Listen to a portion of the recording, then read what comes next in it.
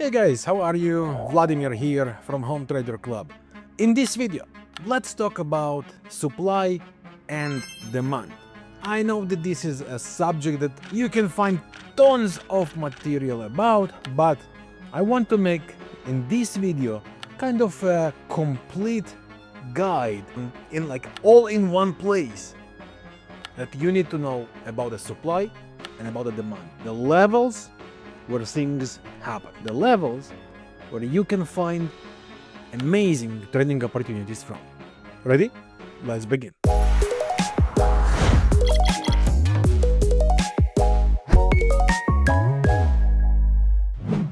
This video, before we go to the charts directly, this video is presented on cTrader platform.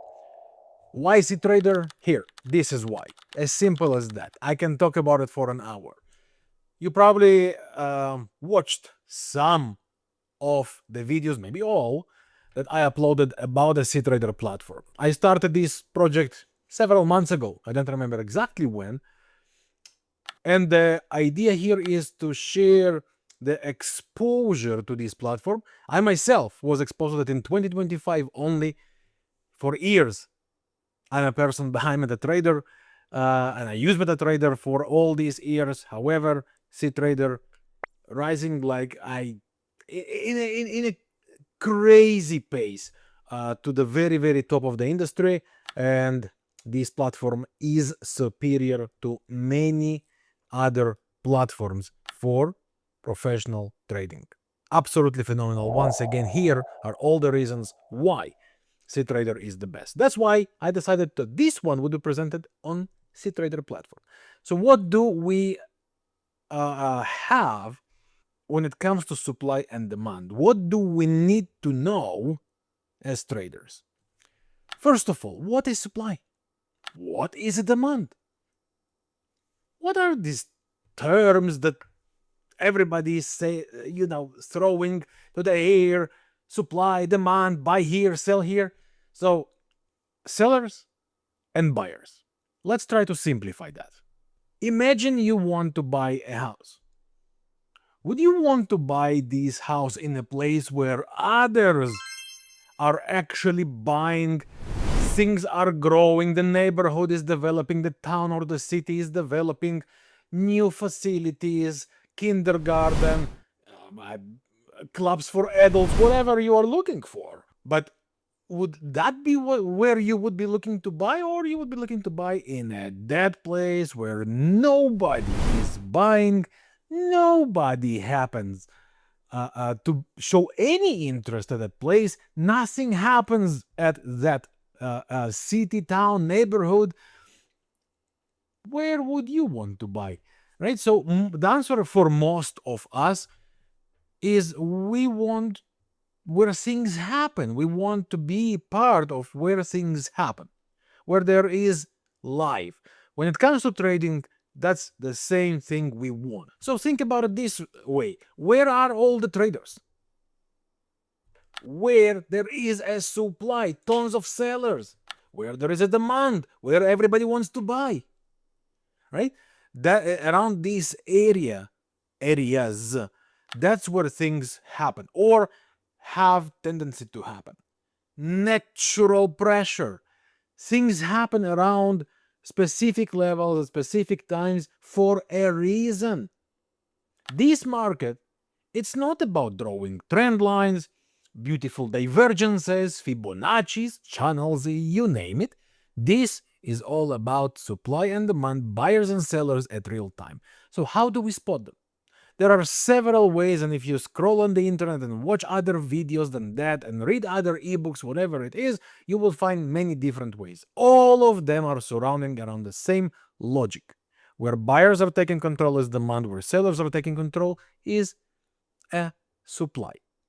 I will go blank screen now to present you several techniques you need to know. So the very first one, when we are in a downtrend where the sellers take control here and here. As simple as that. When we are in a bullish trend where the buyers take control, Think about it this way. What do the buyers do? Push the prices higher. Where did they take control? Here and here. Very simple. The very, very, very basic. Then it starts to be a little bit more interesting. What happens around this thing? Sellers are accumulating, right? And then if you suddenly see a big move from that area, right? If you saw some range, usually within one big candle or two big candles, and then many candles around that. Sometimes it's penny candle, sometimes it's 2-3 candles, a small one, and then bam, massive candle in the direction of the previous big candles. This area becomes a supply area. And what happens afterwards? The price usually reacts with the momentum, comes to retest this zone, the inner zone, and from there, sellers are showing the interest and pushing the price again to the downside. And another thing that could sometimes happen is things like that. When you have, imagine candles like that, big candles, then some, then some spikes, things like that, okay? And then another big candle in the direction. This candle is the supply area. Why? Because you got here this candle, the inner candle. You got a lot of fight there between the buyers and sellers during this period. The buyers were trying to resist. The buyers were trying to push up, right?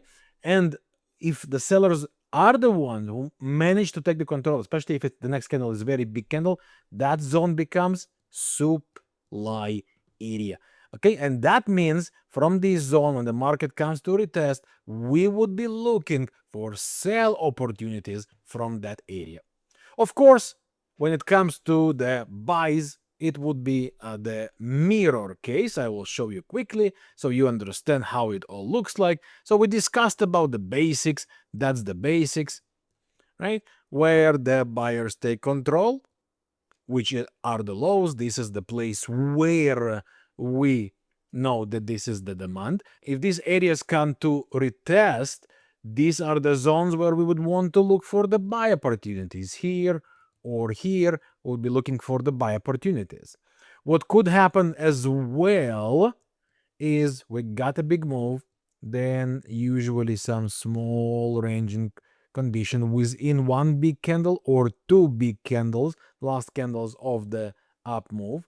Then the market makes a big run to the upside, comes to retest this range, and then make a big rally from that demand area. And another thing that could happen is some inner candles where you would get something like that. Sellers are trying to reject. It could be one or two candles, and then bam, buyers are in control again. Big candle, major candle, then this zone becomes a supply zone, the demand zone, and when the market is back to that area, that's where we are looking for the buys. So these are the techniques you need to know when you are scanning for key levels. Let me show you how that looks like on a real chart, and you would understand it a little bit better. So what do we have here? This is a dollar-yen example. The classical structure, let me just draw it for you. The classical structure, low, high, low, high, low, high, low, high, low, high. So if the market comes to retest the lows are the areas where buyers took control from, right? So if the market comes to these levels and start to reject, we know we could be looking for buy opportunities here or around the next level. This is the very basic of the level supply and demand. In that case, the demand.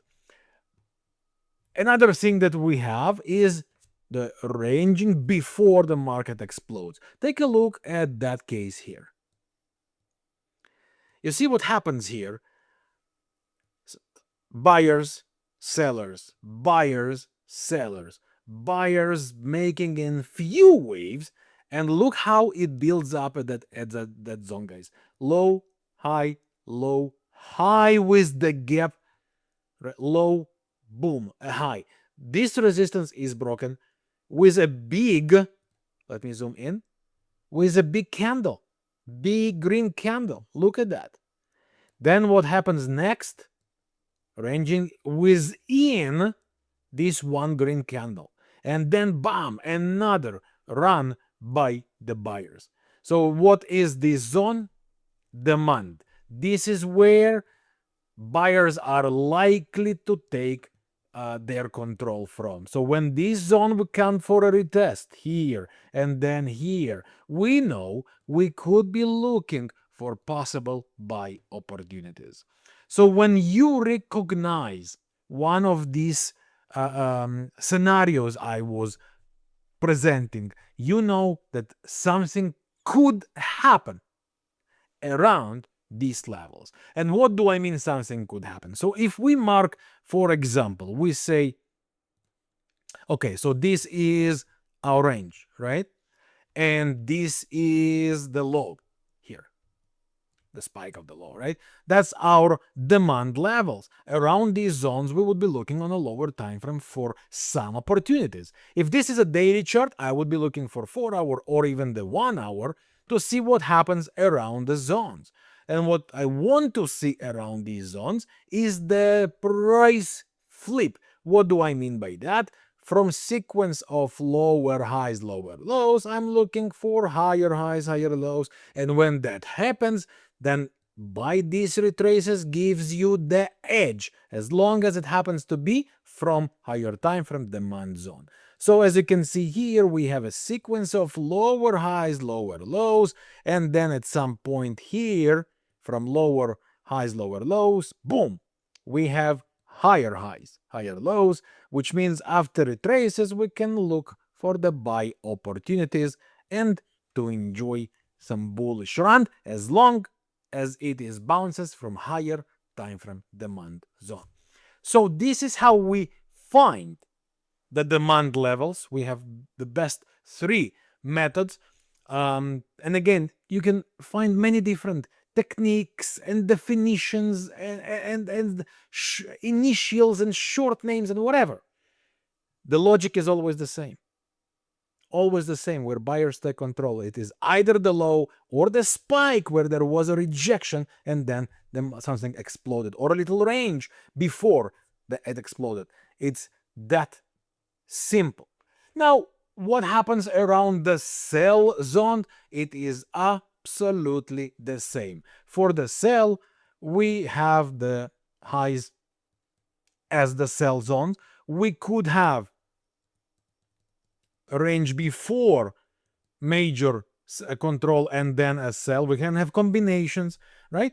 Or we can have some spike, big spike, huge candle, and we know that this is a sell zone. So sellers take control, and when it is retested, we know we would be looking for sell. So for example, look what happens with the same dollar yen. At some point after the sequence of higher highs, higher lows, it shifted. It made lower lows for the first time, which means this high before the reversal becomes the supply zone. That's where sellers were in control in this price structure. And if this zone would be retested, which happens here, we know we would be looking for a sell opportunity from there.